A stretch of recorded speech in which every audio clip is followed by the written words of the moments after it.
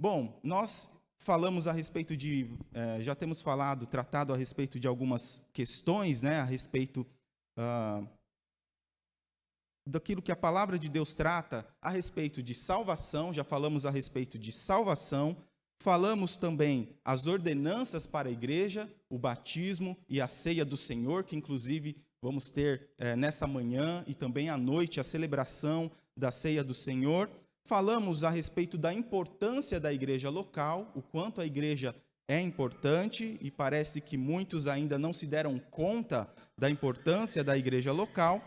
E iniciamos a falar a respeito do conceito bíblico de membresia. Nós falamos também a respeito desse conceito bíblico de membresia, ao qual eu quero apenas reforçar alguns pontos que nós tratamos, né? Falamos sobre o que é uma igreja, o porquê unir-se a uma igreja, né? O porquê ser membro de uma igreja, e falamos alguns textos que nós nos utilizamos para afirmar que nós devemos nos unir a uma igreja para assegurarmos a nós mesmos, para evangelizar o mundo.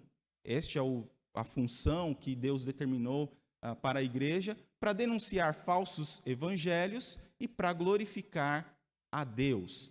E o que envolve, então, ser um membro de igreja? Então, nós destacamos aí pelo menos três características que envolvem aí ser membro de uma igreja, que são a comunhão, a cooperação e a contribuição. A comunhão tem a ver com estar juntos, né? A cooperação, o trabalhar juntos, e a contribuição, o contribuir financeiramente também juntos, faz parte também o dizimar, né? E nós vimos algumas questões com relação ao dízimo, né?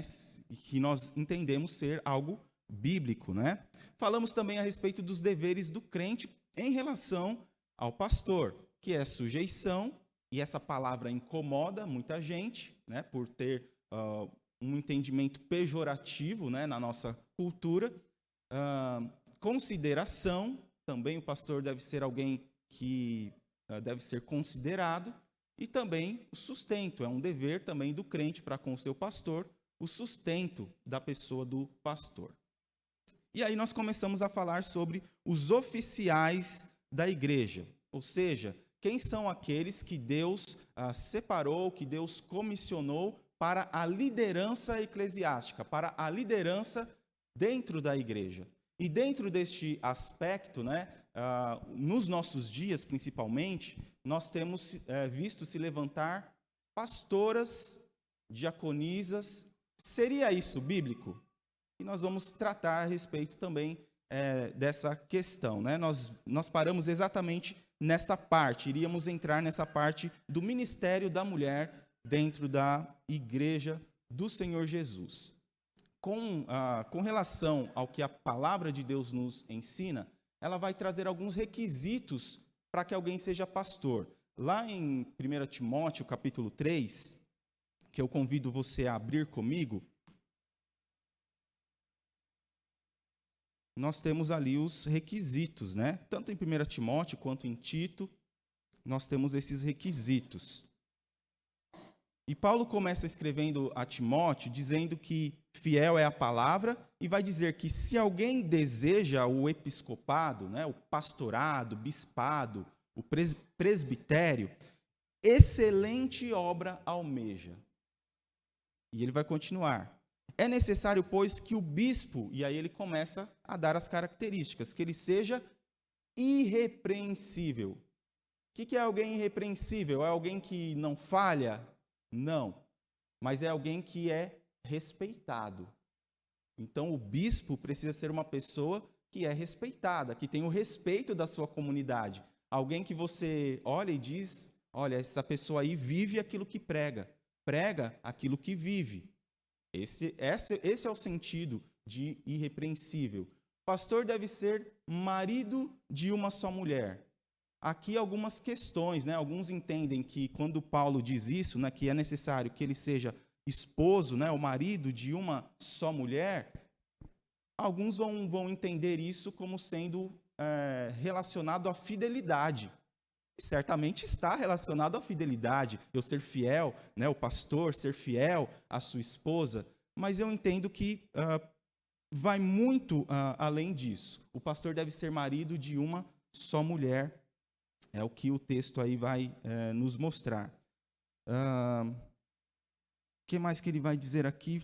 É necessário que seja irrepreensível, esposo de uma só mulher, né? E aí entra a questão também da bigamia ou poligamia. Naquela época, né, a cultura greco-romana, né, a cultura grega, tinha muito essa questão da poligamia ou da bigamia. E aí Paulo vai chamar a atenção que isso não deve fazer parte da vida do cristão, né? Muito menos da vida de um pastor. Então ele não pode ser bígamo ou polígamo.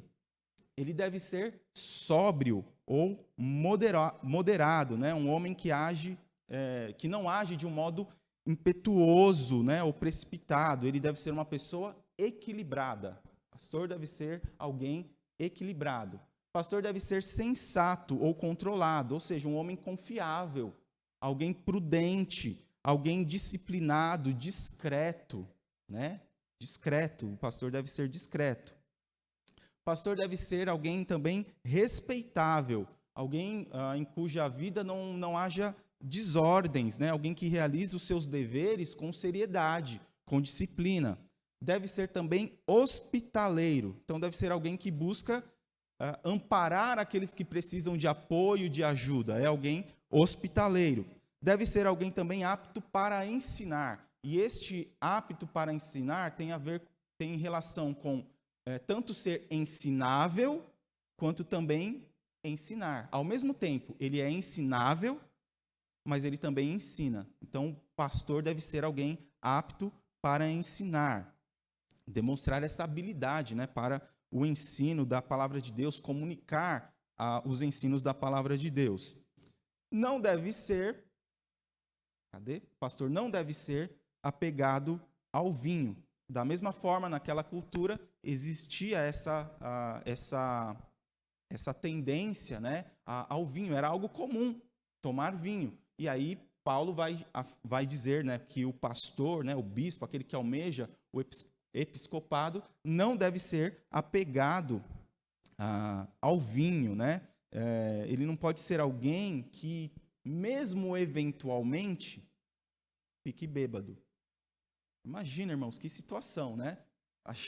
Encontrar um pastor bêbado, né? Embriagado. Que situação desagradável. Mas isso não serve só com relação ao pastor. É para qualquer crente. A Bíblia vai dizer, não vos embriagueis com vinho. Isso não está só na questão do pastor. É com relação a todo crente, de não se embriagar com vinho. E a Bíblia vai dizer, não é o assunto hoje, mas numa próxima oportunidade, quem sabe, tratemos deste assunto, a Bíblia vai fazer uma diferenciação entre vinho e fala também de bebida forte. Ela usa esses dois termos, mas mais à frente a gente pode falar mais a respeito disso.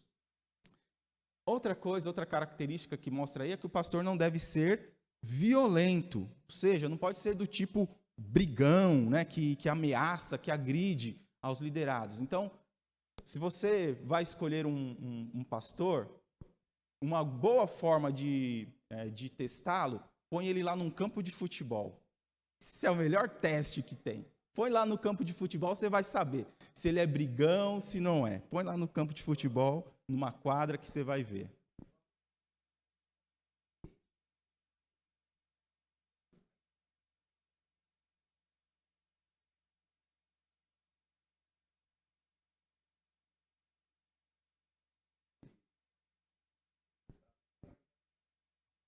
Olha, na minha época não teve.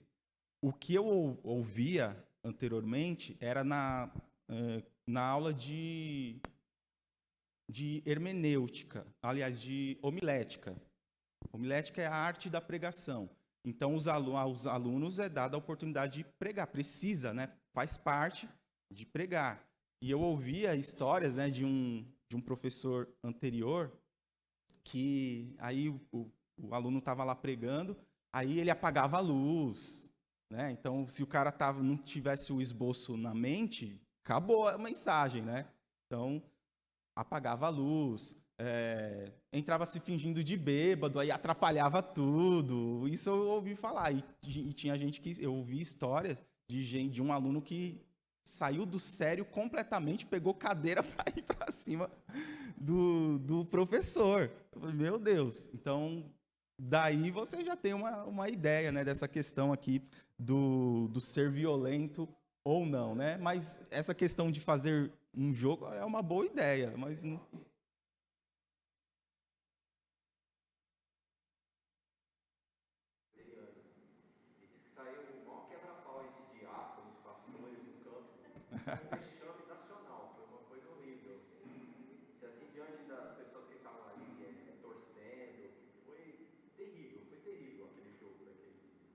Mas,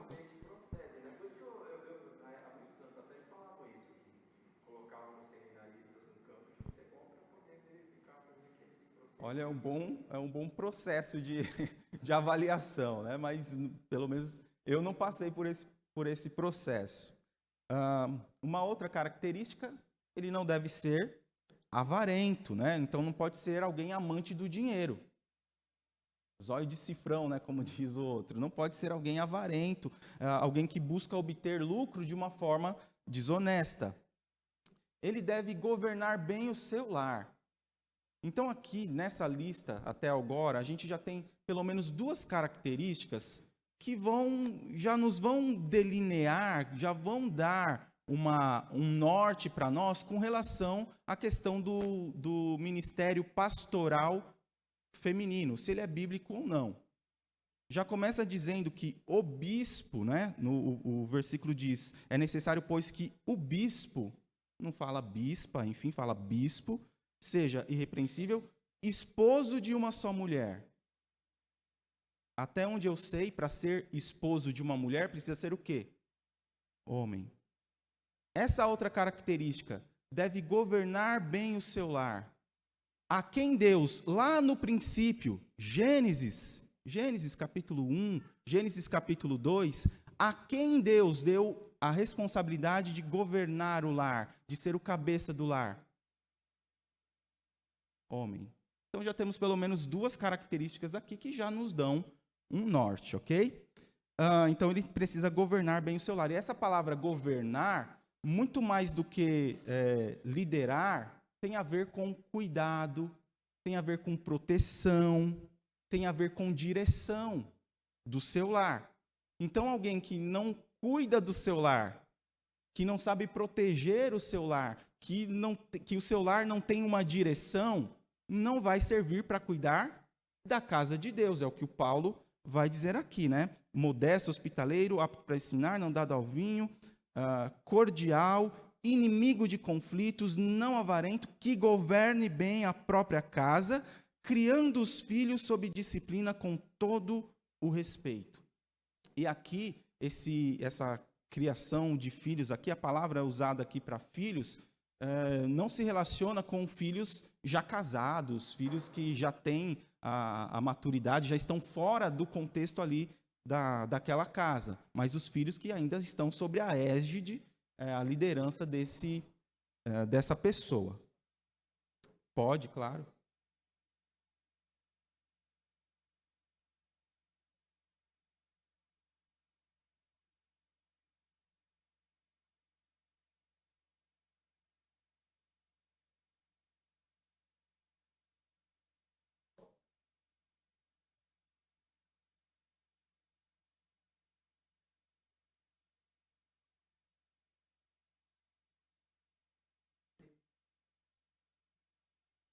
Sim. Encontrar esse equilíbrio é o grande desafio. Eu acho que sim, que o microfone aqui está ligado, né? Esse microfone geral aqui está ligado, então tá ouvindo, tá? Encontrar esse equilíbrio, então, é um grande desafio para o pastor. Eu falo isso de cátedra, porque é um grande desafio, né? Você encontrar esse equilíbrio entre família e igreja, né? De não deixar a família de lado, e aqui o que o texto vai dizer nessa questão dessa governança, né, que tem relação, então, com esta proteção da família, o cuidado da família, a direção da família, mas não perder também o equilíbrio dessa proteção da igreja, o cuidado da igreja, a direção da igreja. Eu estabeleci para a minha vida como prioridade a seguinte ordem: Deus, família, trabalho e igreja. Eu tenho isso como estabelecido no meu coração. Se não houvesse concordância da minha esposa em relação ao meu ministério pastoral, primeira coisa, eu nem entraria no ministério pastoral. Né? E a gente não tem tempo para contar toda a história aqui. Mas no começo, quando Deus colocou no meu coração esse desejo de ser pastor, né? Você concordava? Não. Ela não concordava. Era inimaginável. O quê? Sair de um trabalho que eu só sairia se eu quisesse mesmo, né? Fui funcionário público durante 15 anos, né? do Estado. Então, eu só sairia, só se eu fizesse algo muito grave, né? Ou se eu pedisse, como foi o que eu fiz, pedi exoneração. Então, era algo inimaginável na mente dela. Conversando com o pastor, diz, vamos orar. É isso que tem que fazer agora. É orar para Deus ir modificando. Se Deus está falando com você, Ele vai trabalhar no coração dela também. E foi o que aconteceu. Eu comecei a orar e as coisas começaram a ir modificando, né? Mas a minha prioridade é essa. E encontrar este equilíbrio, realmente, eu acho que talvez seja um dos grandes desafios, né, na vida pastoral. Tanto para não ser essa questão de perder a família, e muitos perdem a família, mas também não perder os eixos da igreja, da condução da igreja. Então, quando Paulo estabelece esses critérios, esses requisitos aí, ele sabe do que ele está falando. Ele sabe que é um grande desafio ser pastor. Mais do que simplesmente um desejo, como diz o texto aqui, né? É necessário, ou fiel à palavra, se alguém deseja o pastorado, está desejando uma excelente obra, mas aí ele coloca os desafios diante desse desejo. Só que mais do que um desejo interno e mais do que o chamado interno, precisa haver também o chamado externo. Ou seja, há sim esse desejo, há a confirmação interna, mas deve haver a confirmação externa também do chamado pastoral. Então as pessoas começam a identificar você como pastor, mesmo antes de ter o título, né? A igreja começa a enxergar na pessoa essas características e começa a haver essa confirmação. Mas eu vejo como um grande desafio e eu não saberia aqui como... Eu acho que é uma questão de cada um, realmente. De saber, entender, compreender de como vai lidar com isso. E aí entra a questão muito da comunicação dentro do lar, né? O pastor com a sua família, né? Com a esposa, com a família, os filhos, né? Quando os tem, né? A comunicação com a igreja, deixar a igreja ciente, né? Como eu estou colocando aqui, qual é a minha prioridade. Se amanhã ou depois eu tiver que priorizar a minha esposa, eu não vou pensar duas vezes. Não vou pensar duas vezes. A minha prioridade é a minha família. Essa é a minha prioridade, é Deus, família. Né? Se amanhã ou depois, sei lá, surge uma revolta lá no coração da Pri, não quero mais esse negócio não quero mais você no ministério. A partir do momento que não há essa concordância, concorda comigo que fica difícil o pastor pastorear? Como que ele vai pastorear, como diz o texto aqui, se ele não está tendo a direção do seu próprio lar? Fica difícil, fica uma situação complicada. E aí a gente poderia entrar por outra questão também, do fato de alguém não ser chamado. está no ministério, mas sem ser chamado. É uma outra questão. E aí ele vai ter realmente essa dificuldade. Aí vai perder a família, às vezes vai perder os dois até. Perde família e perde ministério, porque não foi chamado. Né? Porque parece bonito, né? Você está aqui na frente, nossa, pastor é isso, né? É falar bonito. Não, pastor não é isso. É muito mais do que isso. Tem muita gente falando bonitinho aí e que não é pastor. Não foi chamado por Deus, né? Tem muitos que entram, né, no ministério por avareza. Não conseguiu ser mais nada na vida, vou ser pastor. Tem disso, gente, infelizmente. Só que cada um dará conta de si mesmo a Deus. Mas realmente achar esse equilíbrio é algo bastante difícil, é um grande desafio, e é por isso que nós, como pastores, precisamos muito das orações também da igreja, para que a gente tenha este equilíbrio de saber cuidar bem da nossa família, para que então saibamos e possamos cuidar bem também da igreja.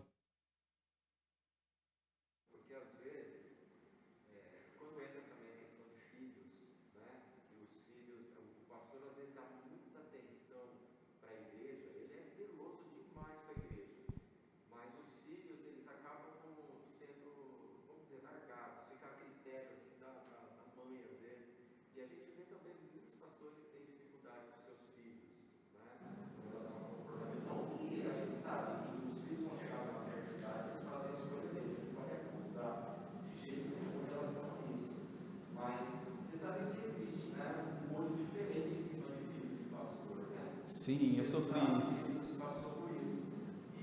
E às vezes a gente vê realmente que ali o pastor ele é acusado, quando os filhos estão numa situação dessa, ele é acusado de ter deixado a família. E às vezes nem é bem isso, mas é o que aparece ali, né? E isso acaba falando demais também o pastor, a esposa, né? Porque eles sabem o que eles deram para os filhos. Agora, realmente, existem os pastores que zelam tanto pela igreja e acabam deixando a educação dos filhos, acabam zelando tanto pelos filhos, e às vezes a coisa se torna ali, né, nesse ponto. Depois ele é acusado por N coisas, né? Então, assim, realmente é muito complicado. Né? Uma coisa importante a se destacar nessa questão é que Priscila Pereira Arantes é membro como qualquer outro. Em relação à igreja, ela não vai ter primazia, não vai ter privilégios. Da mesma forma que eu tiver que tratar lá com a Evelyn, né, o tratamento que eu der para a Evelyn com relação a alguma coisa, é o tratamento que tem que ser dado a Priscila Pereira Arantes como membro da primeira igreja batista bíblica de Vila Flórida. Se vierem os filhos, o mesmo tratamento, né, que vai ter a Bianquinha, é o mesmo tratamento.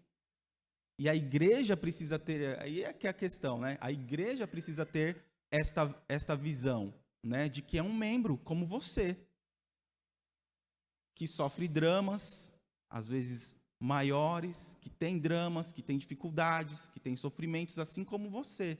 Mas em termos de pastorado, ela não tem nenhum privilégio dentro dessa questão. Dentro do lar, sim. Ela é minha esposa. Aqui ela não é esposa. Entende? Não é que ela deixa de ser minha esposa. Mas ela é um membro como qualquer outro. Né? Então, realmente é um grande desafio isso, fazer essa diferenciação aí para a gente. O pastor também não pode ser novo convertido.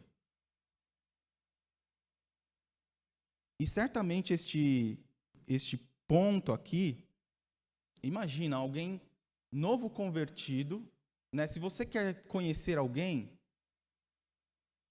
dê poder a essa pessoa. Imagina um novo convertido à frente de uma igreja. O estrago que não vai ser para ele próprio e para a igreja. E é interessante que o que Paulo vai dizer aqui, né? Ele vai continuar dizendo no versículo 5: se alguém não sabe governar a própria casa, como cuidará da igreja de Deus? Que o bispo não seja recém-convertido, para não acontecer que fique cheio de orgulho e incorra na condenação do diabo. Então, alguém novo convertido à frente de uma igreja, a tendência natural é se encher de orgulho. Não, eu sei. E no começo de ministério, normalmente a gente age dessa forma, a gente se acha cheio da razão. Estou falando porque eu experimentei isso. Mesmo antes de receber, né, de receber o título, né, a gente já começa sendo líder, já começa liderando algumas áreas da igreja, e aí você começa meio que se sentir, né? Aí você entra no seminário, aí para a igreja, né? Nossa, é o seminarista, né? E aí você começa, se você não toma cuidado, você começa a se encher deste orgulho e se achar o sabidão, o sabichão, e aí o pastor não presta mais o que o pastor ensina. Não, mas eu aprendi lá no seminário isso, aquilo outro. Não, vai para a Bíblia. O que a Bíblia ensina?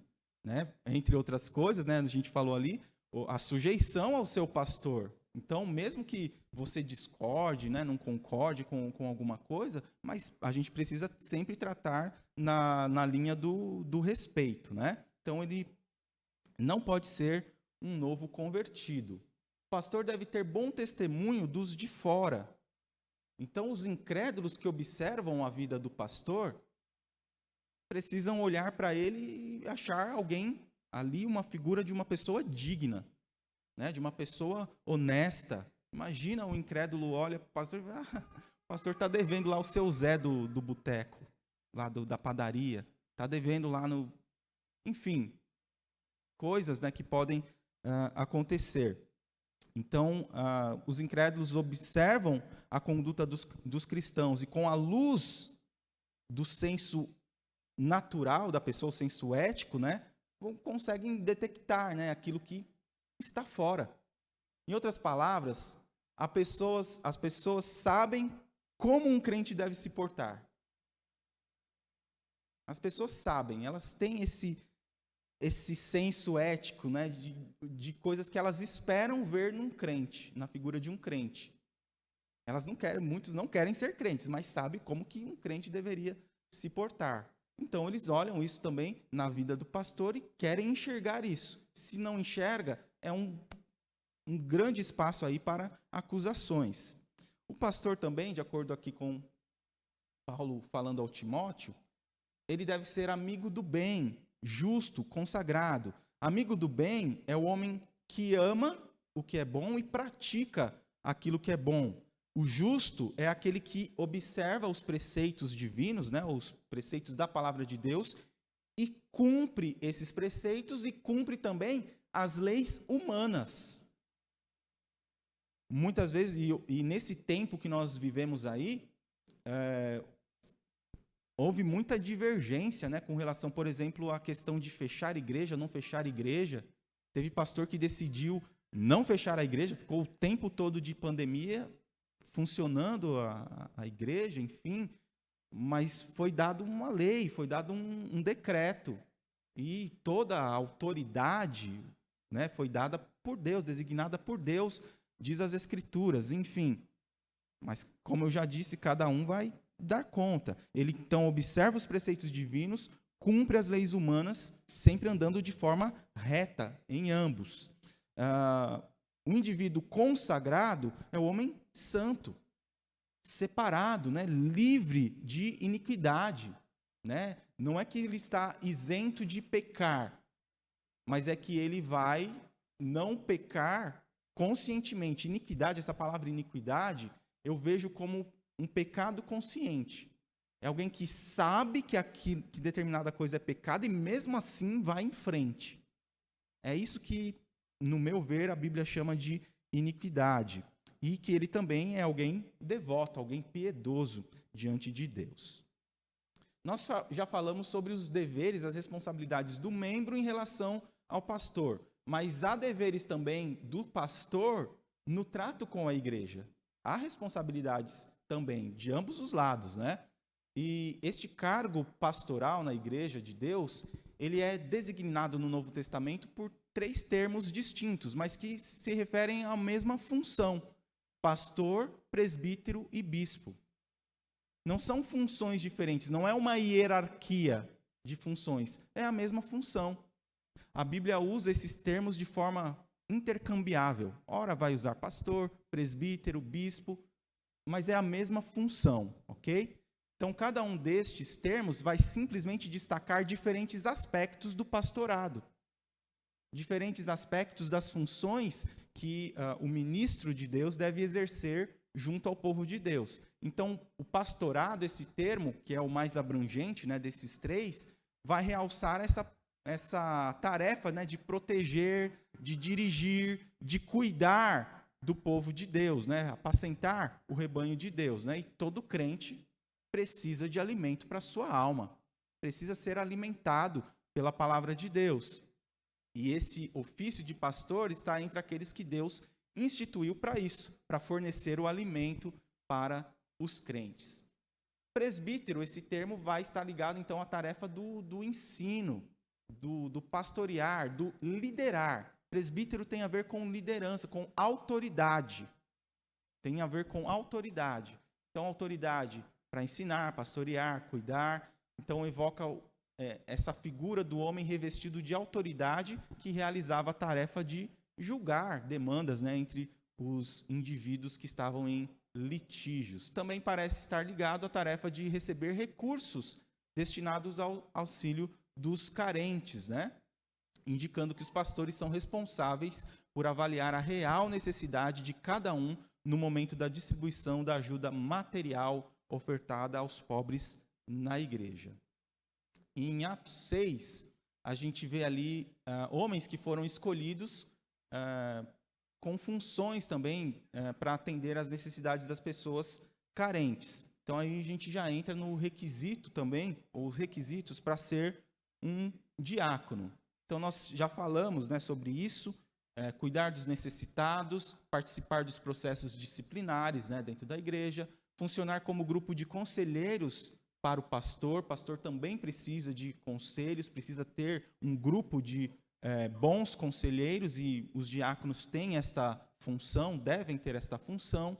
Zelar pela decência e ordem, né, na igreja, resolver problemas de natureza econômico-administrativa, supervisionar o procedimento, o ensino e as necessidades dos ministros, né? Isso também é responsabilidade dos diáconos. E, além disso, cuidar da ceia do Senhor. Parece que a ênfase normalmente é no cuidar da ceia do Senhor. E eu costumo dizer e utilizar um termo que um amigo se utiliza, que diácono, ele não é garçom de ceia. E parece que às vezes se resume a isso, né? O diácono é só aquele que vai servir a ceia. Mas tudo isso faz parte das tarefas, das responsabilidades, dos requisitos para ser diácono, que também estão aqui em 1 Timóteo capítulo 3, a partir do versículo 8. Do mesmo modo quanto a diáconos, é necessário que sejam respeitáveis, de uma só palavra, não inclinados a muito vinho, não gananciosos, conservando o mistério da fé com a consciência limpa. Também estes devem ser primeiramente experimentados, e caso se mostrem irrepreensíveis, que exerçam o diaconato, né? Então temos aí os requisitos também para ser um diácono, né? Então lá 1 Timóteo 3, de 8 a 13, denotam aí esses requisitos pessoais exigidos dos diáconos, né? E também dos pastores nos versículos anteriores. E é muito interessante que esses requisitos, né, a maioria tem a ver com moral, né? Tem a ver com a parte moral da pessoa. Então, às vezes, na busca de um pastor, ou até mesmo do diácono, né, mas principalmente do pastor, né, quais são os requisitos? Né? É olhar para a palavra de Deus, ver esses requisitos e buscar isso. Né? Eu estava ouvindo um testemunho de um pastor dizendo que uma igreja, né, antes dele ser pastor, no momento deste de decidir, né, de escolher um pastor, aí as sugestões que estavam sendo dadas, né, para a escolha de um pastor, entre os requisitos estava a gente quer um pastor que seja bonito. Gente, não tem lógica nenhuma e não tem fundamento bíblico nenhum. Aliás, não tem nenhuma, né, que o bispo seja bonito, né? Se fosse, eu estaria dentro, mas não é isso, né? Não é essa a questão. A humildade também, né? Oi? Pois é, Israel caiu nessa falha aí, né? Olha lá aquele bonitão, altão, fortão. A gente não quer esse pastorzinho de ovelha aí fedendo ovelha, não.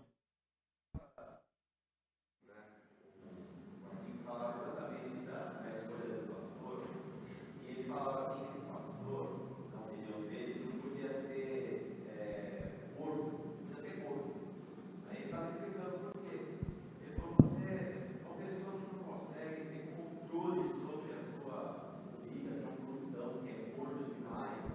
Como é que ele vai conseguir impor a igreja, né, algum respeito, alguma coisa do tipo? Que é assim, a gordura nem sempre é porque a pessoa come muito, né? Sim. Mas olha até onde as pessoas expressam a opinião delas. Porque hoje com a internet, você vê de tudo, se a gente souber filtrar, você fala: poxa, é verdade, então, o pastor não deveria ser gordo, ele vai ser de tudo. Faz só pela cabeça daquele que está falando. Mas tem uns absurdos em relação a isso, né? Que não cuida do corpo, não consegue cuidar da aparência, e aí não consegue também cuidar da igreja. Olha onde que a gente, né? É difícil, mas que o pastor deve ser equilibrado em todos os sentidos, e nesse sentido também, né? Claro, óbvio, né? Certamente, mas colocar isso como a característica física, né? Não tem nenhuma característica física nos requisitos aqui dados pela palavra de Deus, né? É bonito, tem que ter o cabelo assim ou assado, né? A roupa assim, não.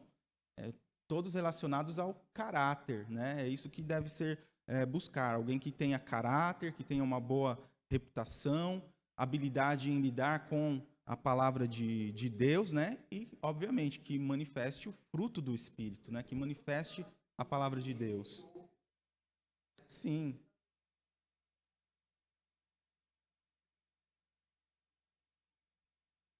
Fazer teologia ou formar teologia pelo jornal, pelo que diz a internet, é complicado. Temos que ir sempre para a palavra de Deus, né? E nessa procura, né, por um pastor, muitas vezes as pessoas estão simplesmente focando: ele fala bonito, fala bem, né? Enfim, é bem educado, é carismático, né? Isso que as pessoas estão às vezes querendo ver na figura do pastor, alguém carismático, alguém envolvente, né? E carisma não é sinônimo de caráter. Tem muita gente carismática, mas que o caráter está lá embaixo. Então, em vez de procurar qualificações seculares, né, qualificações que normalmente são procuradas, nós devemos procurar os que tenham caráter, né, reputação, que sabem lidar com a palavra de Deus e que vivem realmente a palavra de Deus. É isso que deve ser importante e ressaltado na figura do pastor, né? E o pastor deve se empenhar, obviamente, em ter uma vida exemplar, não perfeita, mas exemplar, né? Em todos os aspectos. E é também um grande desafio. Muito bem.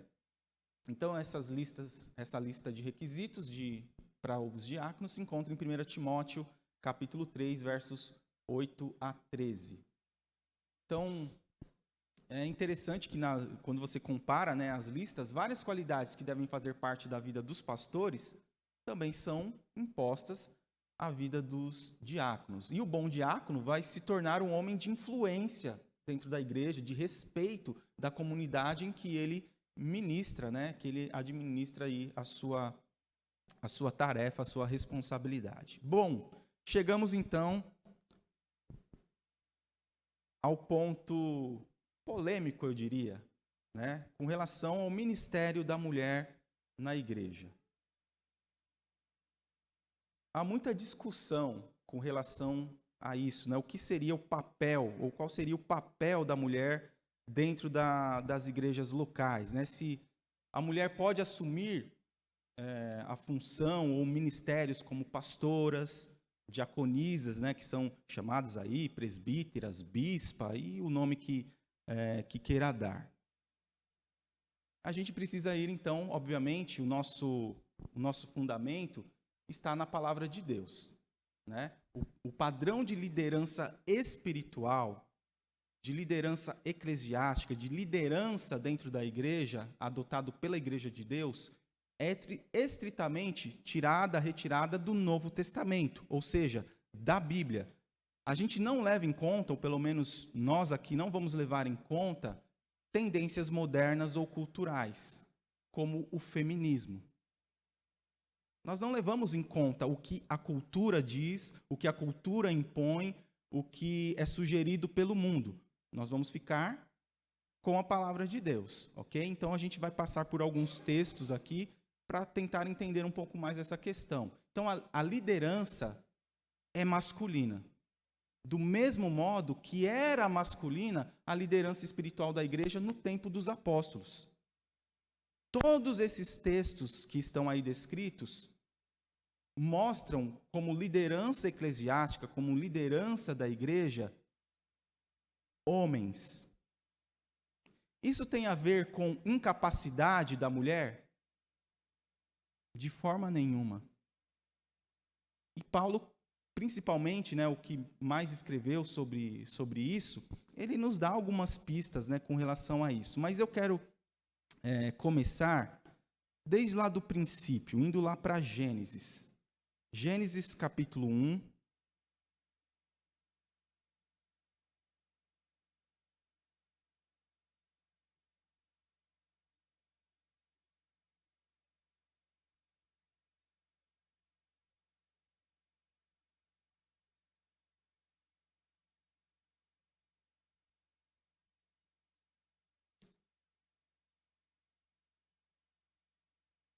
Os versículos 26 a 28.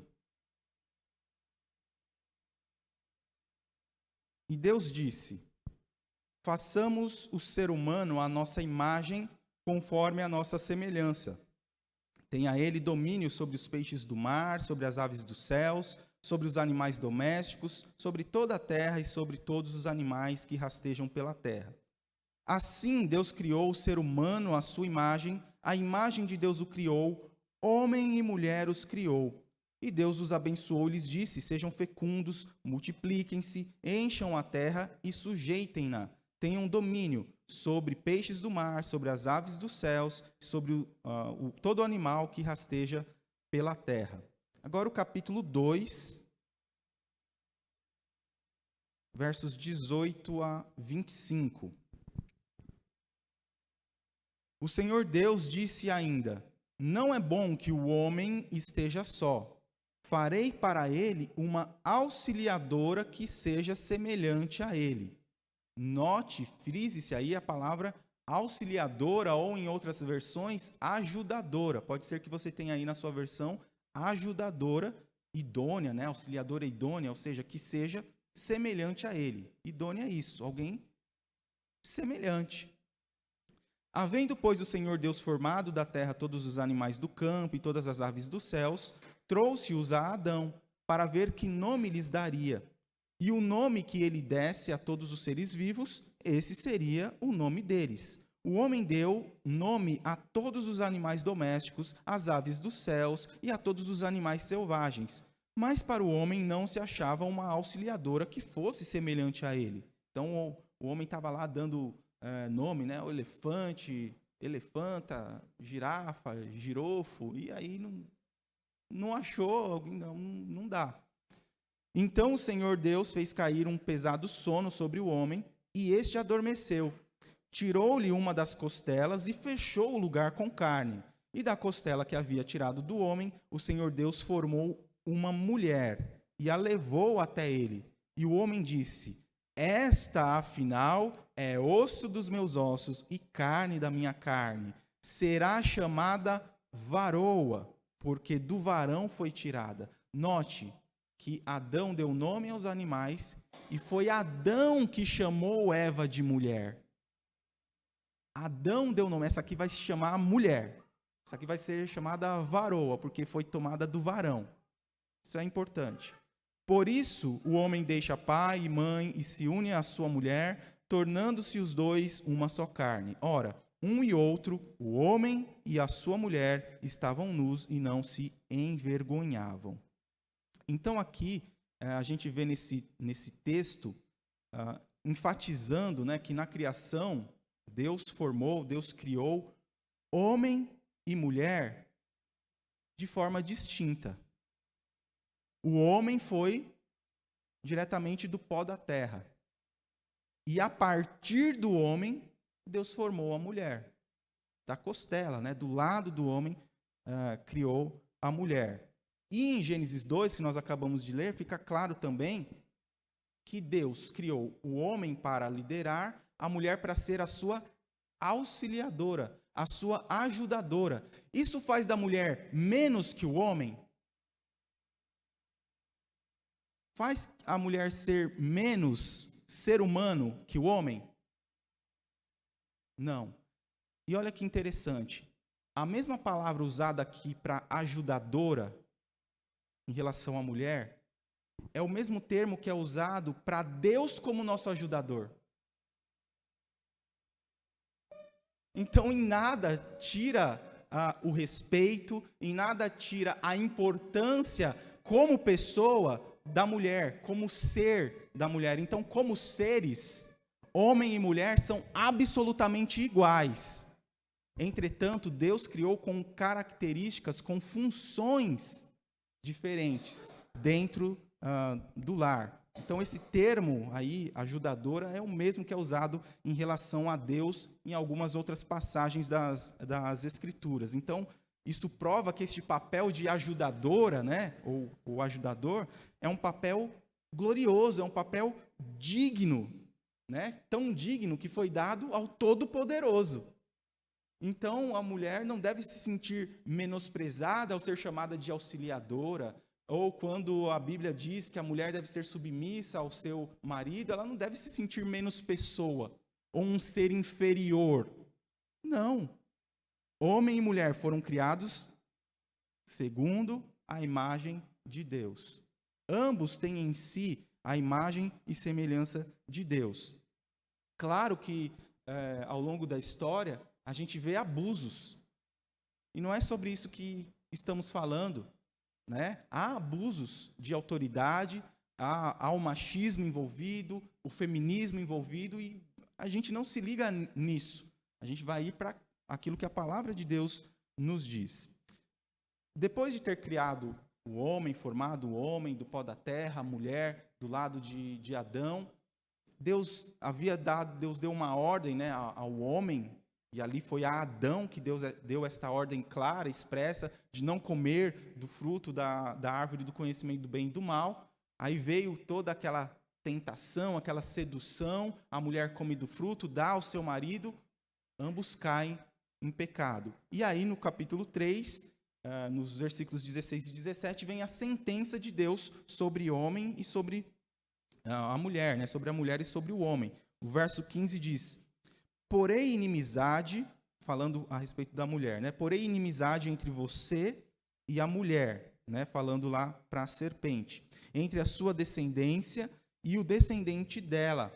Este lhe ferirá a cabeça e você lhe ferirá o calcanhar. E a mulher, ele disse: aumentarei em muito os seus sofrimentos na gravidez. Com dor você dará à luz filhos. O seu desejo será para o seu marido e ele a governará. Verso 17. E a Adão disse: por ter dado ouvidos à voz de sua mulher e comido da árvore que eu havia ordenado que não comesse, maldita é a terra por sua causa. Em fadigas você obterá dela o sustento durante os dias da sua vida. Então a gente tem aqui a sentença dada à mulher, a dor de parto, né? Eu vou multiplicar sobremodo, né, os sofrimentos da tua gravidez. Então Deus determinou, né, estabeleceu que a mulher sofreria em relação ao seu parto, né? Então o parto não é uma punição, mas as dores do parto é que são a punição, né? Pelo contrário, a maternidade é uma bênção de Deus. Com relação ao marido, né? A relação com o marido diz que o teu desejo será para o teu marido, ele te governará. Então a mulher, ela usurpou um lugar que era dado a Adão, né? Eva usurpou, se utilizou de forma inadequada de um status que foi dado ao homem, de liderança. Tanto que Deus falou foi para o homem: não comam do fruto da árvore do conhecimento do bem e do mal. Então ali, a partir daquele momento, né, há uma espécie de competição, né? Houve uma inversão de valores e há uma competição, né? A mulher usurpou um lugar que era por direito do homem, né? E a justiça, então, foi feita, foi estabelecida por Deus. Em relação ao homem, né, também, Deus disse que Adão pecou não somente por ter comido o fruto, mas por ter abandonado a sua liderança. Olha, por você ter ouvido a voz da mulher, por não ter se colocado no seu lugar de líder, como eu havia colocado, viste que atendeste à voz da sua mulher, então Deus dirigiu assim ao homem, evidenciando que o homem era líder naquela situação, na relação ali entre homem e mulher. Ele é que deveria ser o líder. Então quem errou, na verdade, foi o homem, foi Adão. Um outro texto aí, agora entrando num texto que é utilizado já para defender a liderança feminina dentro da igreja, o pastorado feminino, se encontra em Romanos, capítulo 16. Então eu fui para Gênesis para ver que Deus estabeleceu como liderança a figura masculina. Ah, pastor, mas lá em Gênesis está falando do lar. Sim, é verdade. Mas há uma relação que a gente vai ver depois também com a liderança dentro da igreja, a liderança eclesiástica. E o próprio texto lá que nós lemos de 1 Timóteo 3 já nos dá essa pista, já nos dá essa linha de direcionamento quando fala que o pastor, o bispo, aquele que almeja o episcopado, deve governar bem o seu lar. Então essa função de governar, de liderar o lar, como nós vimos, foi dada à figura masculina. Romanos 16, versículo 7. Saúdem Andrônico e Júnias, meus parentes e companheiros de prisão, os quais são bem conhecidos entre os apóstolos e estavam em Cristo antes de mim. O que causa confusão é esse nome Júnias. Júnias é um nome masculino ou um nome feminino? Não sei. Há algumas indicações, alguns vão dizer que é um nome masculino, derivado de um outro nome, outros vão afirmar, não, é um nome feminino.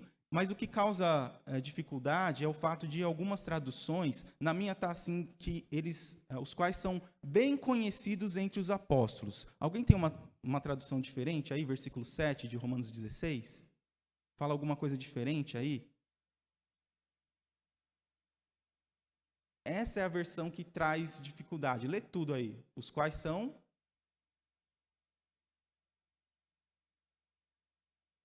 Então, os quais são notáveis entre os apóstolos.